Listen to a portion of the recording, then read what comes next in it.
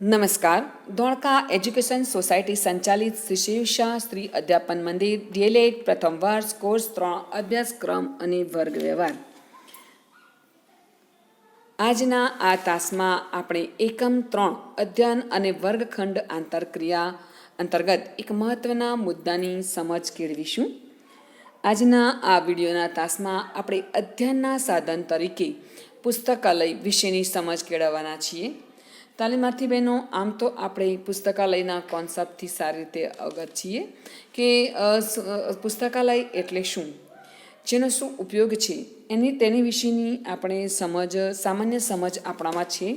પણ તેમ છતાં આજના આ અદ્યતન પ્રવર્તમાન સમયની અંદર આપણે પુસ્તકાલયના એક અદ્યતન કોન્સેપ્ટ એટલે કે સંકલ્પના વિશેની સમજ પ્રાપ્ત કરવાના છીએ।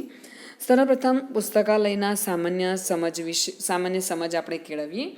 આજના આ આધુનિક યુગમાં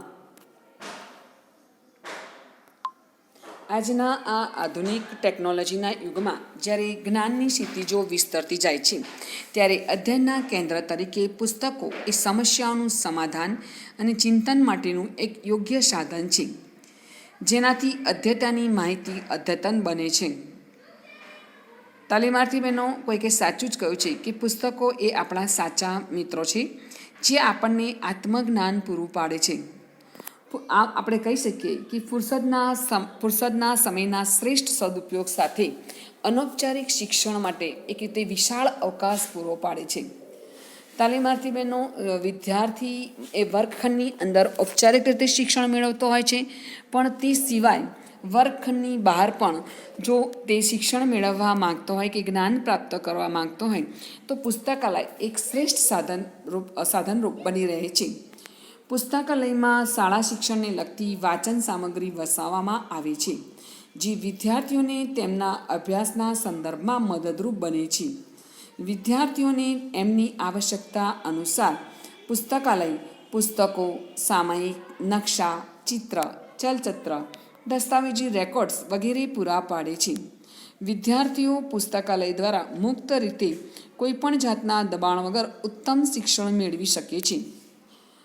વાંચન સામગ્રીમાં પાઠ્ય સામગ્રી જેવી કે CD, DVD, film strip, cassette, pen drive, slide તેમજ અન્ય વિજાણુ સામગ્રીનો પણ ઉપયોગ થાય છે। ઉપરાંત ચિત્ર, નકશા, ચાર્ટ, ન્યૂઝપેપર ક્લિપિંગ, માર્ગદર્શિકા વગેરેનો સમાવેશ પણ પુસ્તકાલય અંતર્ગત કરવામાં આવે છે।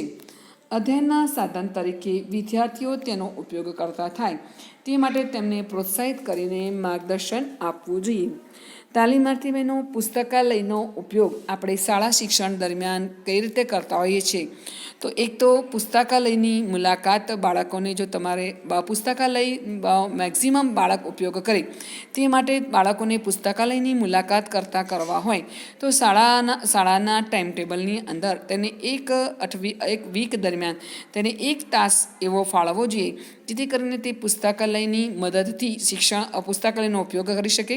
તેમજ કેટલાક એવા પ્રાર્થના સંમેલન દરમિયાન એવા કેટલાક મુદ્દાઓ, એવા કેટલાક વક્તવ્ય તમારે ગોઠવવા જોઈએ, જેથી કરીને જેમાં તે પુસ્તકાલયના કોઈ પણ સાહિત્યનો ઉપયોગ કરીને તે પ્રવચન આપે તેવી એક પ્રવૃત્તિ પણ ગોઠવવી જોઈએ।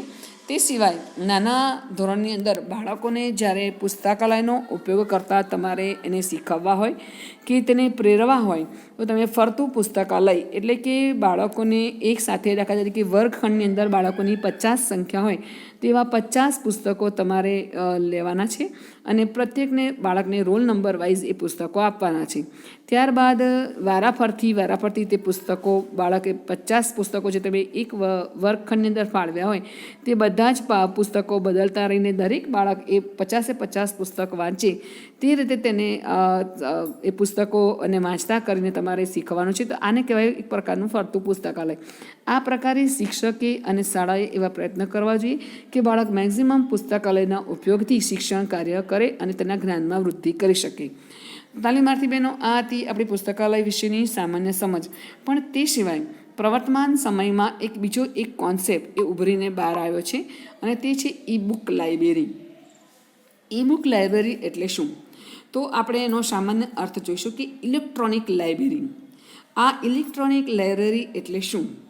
તો આ અદ્યતન વિશ્વના અદ્યતન પ્રવાહોની સાથે વર્તમાન જગતમાં જ્યારે બાળક એક ગ્લોબલ સ્ટુડન્ટ્સ બની રહ્યો છે અને જ્યારે ડિજિટલ વર્ગખંડની આખી એટલે કે ડિજિટલ ક્લાસરૂમની આખી જે વ્યાખ્યા જે આપણી સમક્ષ ઉભરીને આવે છે, ત્યારે બાળકને એક ગ્લોબલ વિશ્વનો સ્ટુડન્ટ્સ બનાવવા માટે આપણે ઈ બુક લાઇબ્રેરી એ એક બહુ સુંદર કોન્સેપ્ટ આપણી સામે ઉભરીને બહાર આવ્યો છે.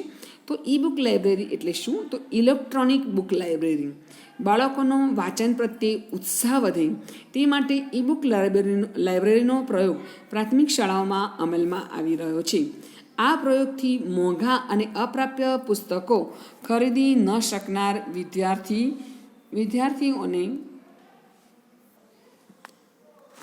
વિદ્યાર્થીઓને સરળતાથી વાંચન સામગ્રી મળી શકે છે.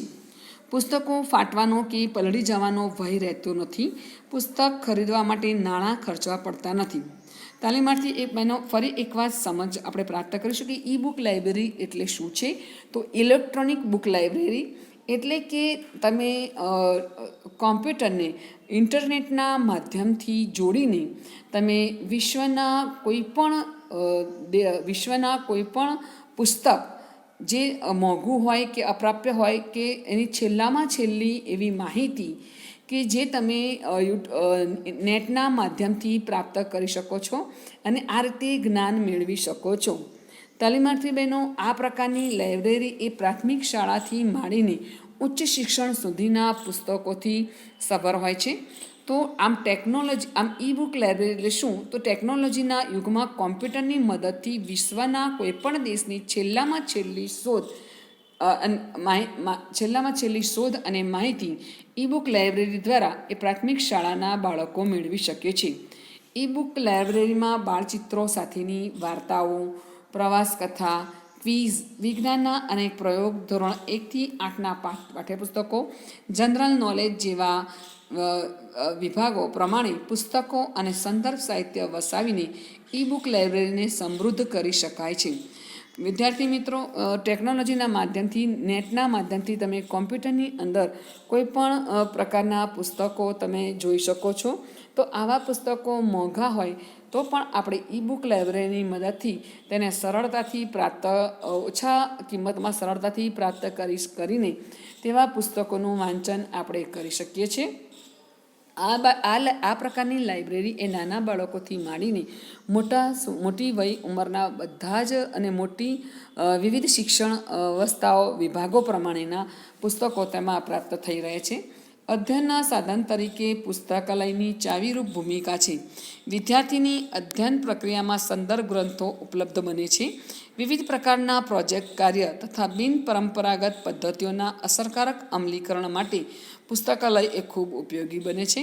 તેના ઉપયોગ દ્વારા વિદ્યાર્થી સ્વાધ્યાયન ખૂબ સારી રીતે કરી શકે છે. પરિણામે તેના જ્ઞાનમાં સતત વધારો થતો રહે છે અને તે નિત્ય નવીન જ્ઞાન સાથે તેનામાં જ્ઞાન સમૃદ્ધિ થાય છે. તાલીમાર્થી બહેનો, અહીંયા ઈ બુક લાઇબ્રેરીનો કોન્સેપ્ટ સમજાવવામાં આવ્યો છે. પરીક્ષાની અંદર તમને ઈ બુક લાઇબ્રેરી એટલે શું એક મહત્ત્વનો પ્રશ્ન પૂછાય છે, જેના જવાબમાં તમારે લખવાનું છે કે ઇન્ટરનેટના માધ્યમથી કોમ્પ્યુટર દ્વારા જે માહિતી પ્રાપ્ત કરવામાં આવે છે તેને કહેવાય છે ઈ બુક. ઇન્ટરનેટના માધ્યમથી કોમ્પ્યુટરને જોડીને વિશ્વના કોઈપણ દેશની છેલ્લામાં છેલ્લી શોધ કે માહિતી ઈ બુક લાઇબ્રેરીની મદદથી તમે જે પ્રાપ્ત કરો છો તેને કહેવાય ઈ બુક લાઇબ્રેરી. જે વિવિધ પ્રકારના શિક્ષણના પુસ્તકોથી સભર હોય છે તેને કહેવાય ઈ બુક લાઇબ્રેરી. તો ચાલો તાલીમાર્થી બહેનો, આ ઈ બુક લાઇબ્રેરી વિશેની આપણે થોડી ઘણી સમજ તેના વિડીયો દ્વારા પ્રાપ્ત કરીશું.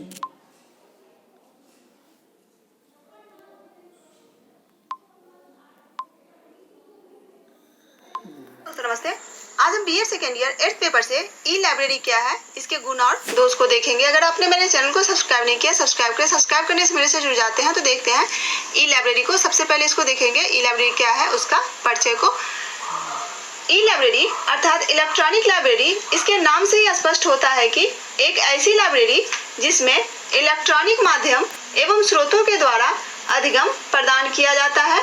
और इस प्रकार की लाइब्रेरी में प्राथमिक स्तर से लेकर उच्च स्तर तथा अनुसंधान करने वालों के लिए भी अध्ययन सामग्री उपलब्ध रहती है। ई लाइब्रेरी अधिगम को सरल बना देती है। इसमें नवीनतम सूचनाएं तुरंत अधिगमकर्ता के पास पहुंच जाती है। ई लाइब्रेरी में आधुनिक तकनीकी कंप्यूटर, मोबाइल, बहुमाध्यम, नेटवर्किंग, इंटरनेट का जो है प्रयोग किया जाता है। ई लाइब्रेरी में मैगजीन, जर्नल, समाचार पत्र, किताब आदि से संबंधित जानकारी मौजूद रहती है।